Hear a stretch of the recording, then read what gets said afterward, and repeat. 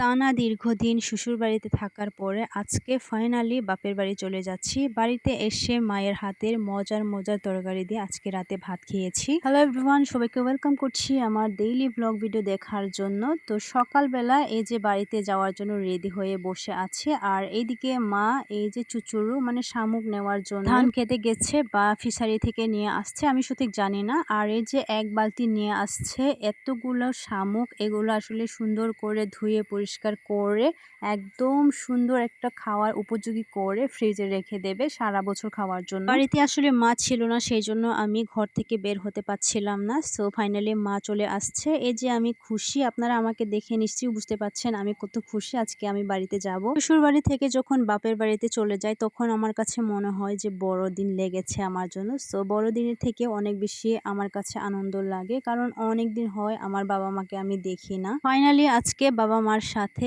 আমি সময় কাটাতে পারবো, মানে বাড়িতে থাকবো। এই যে আমি অটোতে উঠে পড়লাম। অটোতে ওঠার পরে অনেক বেশি ঝাঁকি খাচ্ছিল, কারণ অটোতে আসলে এত বেশি লোক ছিল না, মাত্র 3 জন ছিল। আর রাস্তার অবস্থা তো একদমই খারাপ। তো হেলে দুলে চলে যাচ্ছি শ্বশুর বাড়ি থেকে বাপের বাড়ি। আর আজকে প্রচন্ড পরিমাণে রোদ ছিল। এই যে আমি এখন নেটাই নদীর পার পর্যন্ত আসছি। অর্ধেক ব্রিজ করা আছে আর অর্ধেক হচ্ছে পানি আছে।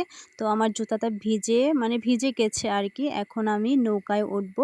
আসলে দিনটা আজকে এত বেশি ভালো ছিল আর প্রচন্ড রকমের রোদ ছিল। ভালো বলার কারণটা হচ্ছে যারা ধান চাষ করে তাদের জন্য একদম ভালো একটা দিন ছিল। ফাইনালি আমি এত রোদে নৌকায় করে এই নেটাই নদীটা পার হচ্ছি, আর আমার যে কি খুশি লাগছে যা বলার মতো না। এদিকে দুলা ভাই এই যে অটো নিয়ে আমার জন্য ওয়েট করতেছে। আসলে নদীর পাড়ে একটা ঘর ছিল, সেখানে ওনারা গির্জা করতে সবাই আসছে। এখানে আমার বাবা মা সবাই আসছে, তো ওনাদেরকে আমি রাস্তায় পেয়েছি। এখান থেকে অটোতে করে আমরা সবাই মিলে এখন যাব। আমাকে পাওয়ার পরে মা বাবা এত বেশি খুশি হয়েছে যা বলার মতো না। আসলে সন্তান যখন আসে ঘরে তখন বাবা মা এমনিতেই খুশি হয়। অটোতে করে আমরা সবাই মিলে বাড়িতে যাচ্ছি, কারণ আমাদের বাড়িটা পাশাপাশি ছিল। আর এইটা হচ্ছে আমাদের অনেকের পছন্দের রাস্তা বা এটা ব্রিজ ডিগলবাগ গ্রামের।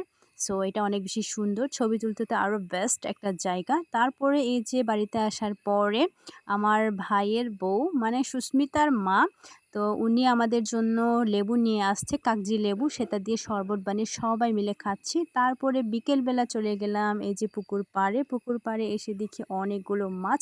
এটা কিন্তু আমাদের না, এটা দুলাভাইয়ের মাছ। তারপরে এই যে ভাতটা বসিয়ে দিয়েছে রাইস কুকারে। আর এই যে এখন মাংসগুলোকে সুন্দর মতো কেটে কুটে এখন ফ্রিজে রেখে দেব। অর্ধেক মাংসটা ফ্রিজে রেখে দিয়েছে আর অর্ধেকটা ভুনা করব সেজন্য রেখে দিয়েছে। আর এই যে লাউ আর শামুক দিয়ে কারি রান্না হবে আজকে। সবই আজকে স্পেশাল একটা রান্না হবে।